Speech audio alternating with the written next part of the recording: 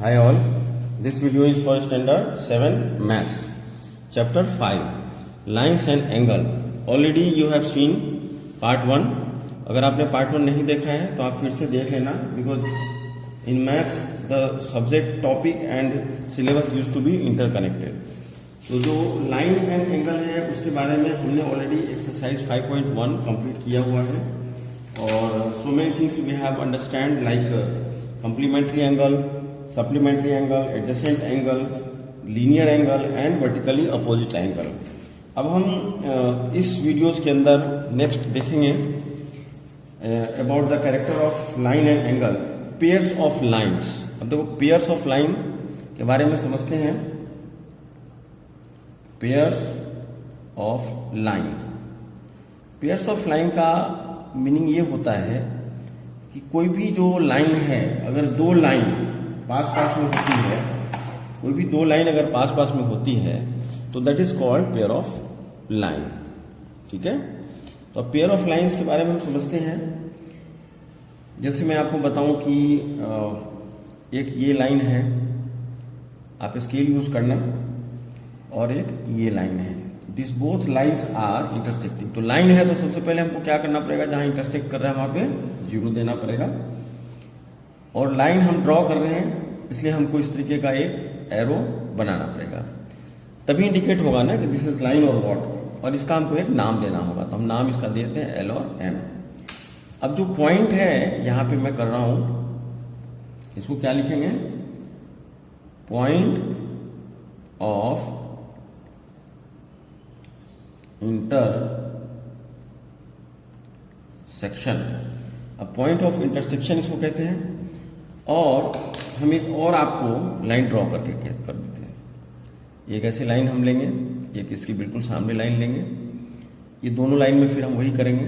ठीक है, so that ये इंडिकेट होना चाहिए कि हमने क्या किया है. This is very important in geometry.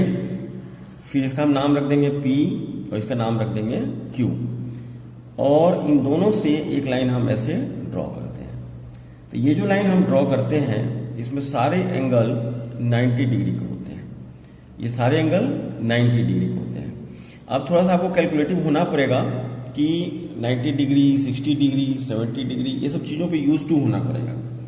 तो आप यहां पे लिख सकते हो P पैरेलल Q. ठीक है, अब इस तरीके का एक सिंबल है, दिस इज कॉल्ड पैरेलल का सिंबल है. ठीक है, अब हम आते हैं नेक्स्ट, ट्रांसवर्सल. हमको क्या एक टर्म सीखना है कि what exactly meaning of the same. क्योंकि जब आप सम्स बनाने के लिए जाओगे तो आपको ये सब छोटी छोटी चीजें बिल्कुल ध्यान में रखनी होगी. अगर हमारे ध्यान से ये सब चीजें निकल जाएंगी तो हम सम्स नहीं बना पाएंगे. ये क्या है, ट्रांसवर्सल. अभी ट्रांसवर्सल को हम कैसे एक्सप्लेन करेंगे और कैसे समझेंगे कि ट्रांसवर्सल क्या होता है, तो चलिए अभी हम देखते हैं. तो हम आपके सामने कुछ रे बना रहे हैं, लाइन सेगमेंट. ठीक है, तो लाइन सेगमेंट आप कभी भी बनाओ तो इस तरीके से बनाओ. इसके ऊपर हम एक लाइन ऐसे ड्रॉ कर रहे हैं, इस लाइन को हम बोलेंगे L. ठीक है, फिर हम एक और ड्रॉ करते हैं. ठीक है, इसमें 3 लाइन सेगमेंट है, राइट. इसके ऊपर हम एक ऐसी लाइन ड्रॉ करते हैं, इस लाइन का हम नाम देते हैं L. ठीक है, एक हम इस टाइप का एक अलग ही टाइप का लाइन सेगमेंट बनाते हैं. ठीक है, ये लाइन सेगमेंट हमने एक ऐसा बनाया, इसके बाद इसके ऊपर हमने एक ऐसी लाइन कर दी, इसके ऊपर फिर हमने एक ऐसी लाइन कर दी. तो इसे भी हम बोलेंगे ट्रांसवर्सल. यानी कि कोई भी लाइन जो एक दूसरे के ऊपर इस तरीके से जाती है उसको हम बोलेंगे ट्रांसवर्सल. तो पेयर ऑफ लाइंस हमने सीखा, ट्रांसवर्सल सीखा.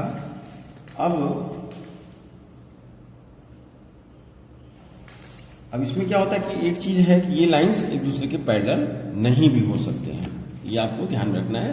और पैरेलल हो भी सकते हैं. तो कभी कभी इसमें ट्रांसवर्सल में पैरेलल हो जाते हैं और कभी कभी ट्रांसवर्सल में पैरेलल नहीं होते हैं. अब हम सीखते हैं angle made by transversal on 2 lines. ठीक है, ये सीखते हैं हम लोग. मैं लिख देता हूं यहां पे एंगल्स मेड. अब हमको एंगल्स के ऊपर बहुत फोकस करना है. मेड बाय ए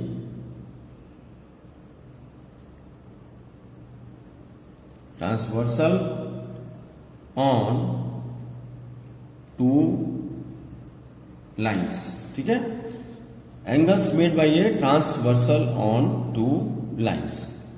अब इस चीज को हमको करना होगा, हम कैसे करेंगे? सबसे पहले हम दो लाइन ड्रॉ करते हैं। एक हमने ऐसी लाइन ले ली, ठीक है, और एक हमने ऐसी लाइन ले ली। लाइन बिल्कुल सीधी होनी चाहिए। मैं पेन से कर रहा हूं पर आप बॉल पेन यूज करोगे, ठीक है। लाइन के ऊपर हमने इस तरीके का एरो बना लिया और एक लाइन हम इसके ऊपर ले लेते हैं, ठीक है। इसके ऊपर भी हमने ऐसे एरो बना के, एरो बनाने से ये पता चल जाता है कि yes this is a line. अब हम इसका नाम देते हैं, इसका नाम देते हैं एल, इसका नाम देते हैं हम एम, इसका नाम देते हैं हम एन, ठीक है। तो लाइन का नाम देना बहुत जरूरी होता है। इसके बाद देखो एक एंगल यहां पे है, ठीक है, तो इसका नाम देते हैं हम 1। एक एंगल यहां पे है, इसका नाम देते हैं हम 3। एक एंगल यहां पे है तो इसका नाम देते हैं हम 2। इस तरीके से जितने सारे एंगल हैं उनका हमको नाम देना है। यहां पे भी एक एंगल है जिसका हम बोलेंगे 5। यहां पे एक एंगल है जिसको हम बोलेंगे 8। यहां पे एक एंगल है जिसको बोलेंगे 6 और यहां बोलेंगे 7।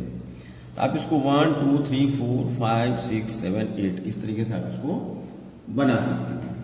और ये जो 2 पॉइंट है इसका हम नाम दे देते हैं। ये जो 2 पॉइंट है जहां पे ये ट्रांसवर्स हुआ है, एक का नाम हम देते हैं ए और एक का नाम देते हैं हम बी, ठीक है। तो अभी हम लोग सीखेंगे कि angles made by transversal on 2 lines. अब ये 2 लाइंस पे कैसे ट्रांसवर्सल बनाएंगे वो हमको समझना होगा। अब देखो कैसा होता है कि कन्वीनियंस के लिए हमको नंबर ऑफ एंगल्स 1 से 8 बनते हैं। और ये जो है इसके बारे में हम सीखेंगे कि जो एंगल्स बना हुआ है ट्रांसवर्स लाइन के ऊपर, उन एंगल को हम क्या कहते हैं। That is very important for us to understand कि ये जो हमने 1 2 3 4 5 6 7 8 ये कितने एंगल बने हैं? टोटल 8 एंगल बने हैं, ठीक है। तो टोटल 8 एंगल्स का हम क्या नेमिंग करते हैं और उसको हम समझेंगे। That is the main motto of this diagram. तो सबसे पहले हम देखते हैं exterior angle. There is a word,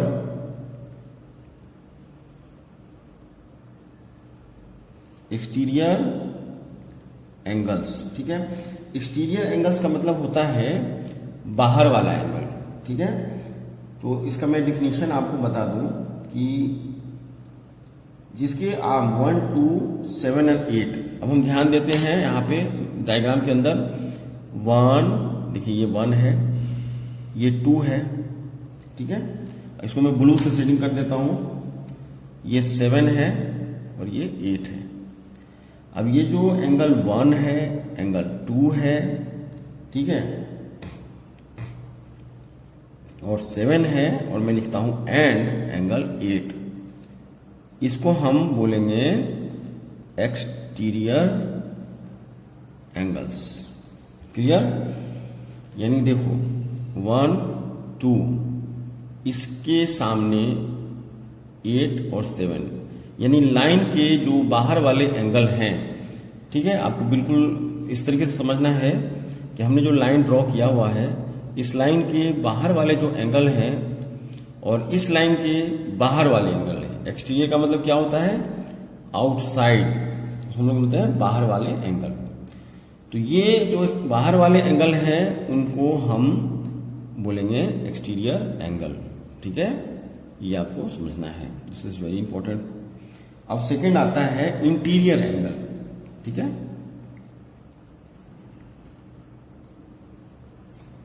interior angles बिल्कुल आसानी से आराम से समझना है, डोंट बी इन हरी। अब इंटीरियर एंगल में हम फिर से कलर कर देते हैं। देखिए ये 4 है, ठीक है, that's why I am using different colour. और ये 3 है, और यहां पे आप देखेंगे ये 5 है और 6 है। तो यहां पे हम लिख सकते हैं कि एंगल 3 4 5, ठीक है, एंड 6 आर ये कौन सा एंगल होगा? Interior angles, right. तो इस तरीके से हमको इसको समझना है। अब हम लोग नेक्स्ट देखते हैं, और भी एंगल्स हैं, सबको एक एक करके हम समझते हैं, ठीक है। नाउ नेक्स्ट हम देखते हैं, ठीक है। Now next we go for corresponding angles, ठीक है। अब आता है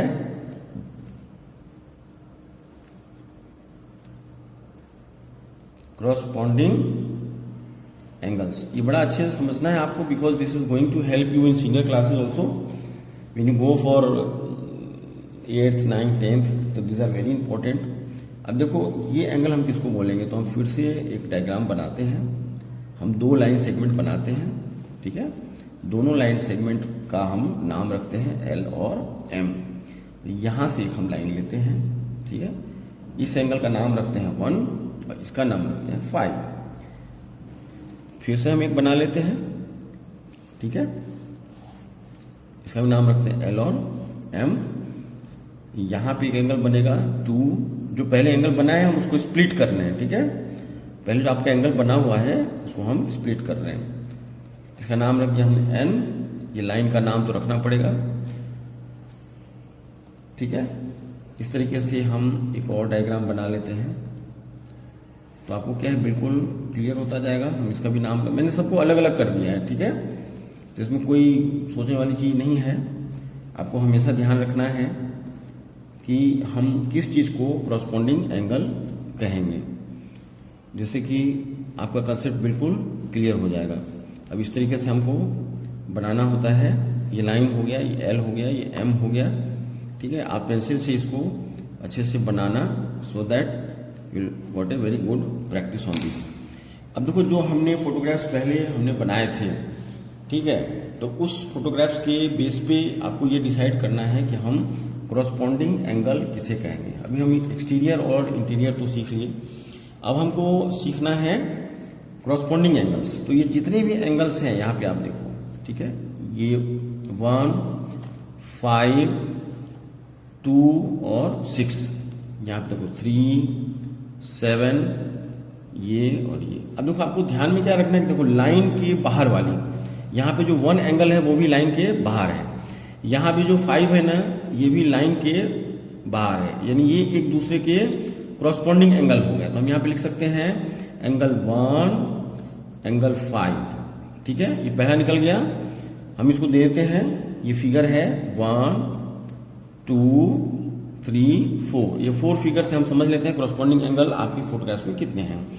अब जब यहाँ पे आओगे तो देखो ये भी बाहर वाला एंगल है और ये भी बाहर वाला एंगल है। एक साइड के देखो, एक साइड के 2 और 6, तो यहाँ लिखेंगे एंगल 2 और एंगल 6।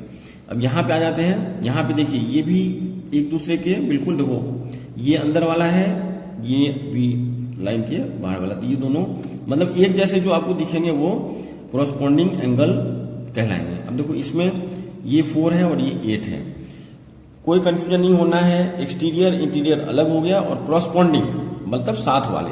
तो देखो यहाँ 4 और 8 साथ वाले हैं, यहाँ 3 और 7 साथ वाले हैं, यहाँ पे 1 और 5 साथ वाले हैं, यहाँ पे 2 और 6 साथ वाले हैं। अब हम यहाँ पे देखो एंगल 4 और एंगल 8 ये भी साथ वाले हैं, तो ये हो गया करस्पॉन्डिंग एंगल। तो अभी तक हम लोग 3 एंगल हमने सीख लिया है। अब इसके बाद हम लोग देखते हैं एक नया एंगल, जिसको बोलेंगे अल्टरनेट इंटीरियर एंगल। हम लिख लेते हैं यहाँ पे अल्टरनेट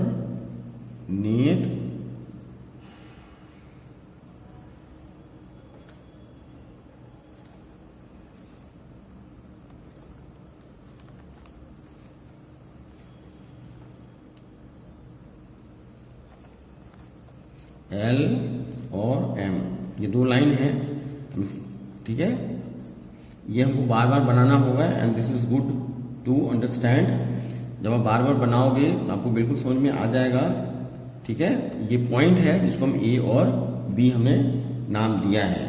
अब यहाँ पे देखो एक एंगल है 3, ठीक है, इसका हम नंबर दे देते हैं 3, और यहाँ पे एंगल है 5, ठीक है। एक और हम डायग्राम यहाँ बना लेते हैं, सो दैट आपको बिल्कुल क्लियर हो जाएगा कि अल्टरनेट इंटीरियर एंगल हम किसे कहते हैं। ये एक लाइन है, इसका नाम हम N दे देते हैं, ठीक है। लाइन कभी भी आपको ड्रॉ करना है तो एरो देना है। अब यहाँ पे एक एंगल है 4 और ये एंगल है 6। इस पॉइंट का भी नाम हम दिए थे यहाँ पे ए और बी। अब देखो बिल्कुल इसको ध्यान से समझना है। अल्टरनेट इंटीरियर एंगल, अल्टरनेट का मतलब क्या होता है? बिल्कुल ऑपोजिट साइड। अब यहाँ आप देखो एंगल 3, ये एंगल 3 यहाँ पे है और ये एंगल 5 यहाँ पे है। तो इसमें एंगल 3 और एंगल 5, ठीक है। ये दोनों जो शेडेड पार्ट आपको दिख रहे हैं, यानी ये एक इधर है और एक इधर है, लाइन के एक इधर है, लाइन के एक इधर है, ये हो गया अल्टरनेट इंटीरियर। इंटीरियर में मतलब क्या होता है? अंदर वाला। और एक्सटीरियर का मतलब क्या होता है? बाहर वाला। तो यहाँ पे वर्ड क्या लिखा हुआ है? इंटीरियर। सबसे पहले तो इंटीरियर एंगल जो होंगे वही प्लस अल्टरनेट, यानी एक इधर है और एक इधर है। तो अल्टरनेट में क्या होता है? अब देखो यहाँ पे ये 4 है और ये 6 है, तो बिल्कुल आसान है। इसमें कोई there will be no tough theory and all, ठीक है। अब इसी के हिसाब से हम आपको एक सिंपल समझा देते हैं कि अल्टरनेट एक्सटीरियर एंगल होता है, ठीक है। अब जैसे आपने ये इंटीरियर किया है वैसे ही अल्टरनेट एक्सटीरियर होता है। तो डायग्राम बनाने की जरूरत नहीं है, आप बना सकते हो। मैं आपको बिल्कुल इसी में एक्सप्लेन कर देता हूं। देखो यहाँ पे एक हम एंगल बनाते हैं, ठीक है। ये एंगल का नाम क्या होता है? 2। और एक एंगल हम यहाँ पे बनाते हैं, इसका नाम क्या होता है? 8। यानी जो हमने मेन फिगर बनाया हुआ था उसके बेस पे मैं कर रहा हूँ। यहाँ पे फिर हम बनाते हैं 1, राइट। और यहाँ पे हम बनाते हैं एंगल 7। अब देखो इसको मैं शेड कर देता हूं। देखो ये है आपका एंगल 2, ठीक है।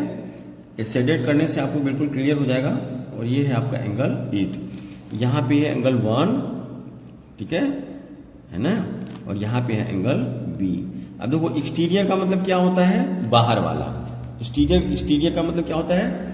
बाहर वाला। तो ये सब देखो एंगल बाहर है, तो हम यहाँ पे लिखेंगे एंगल 2 और एंगल 8, ठीक है।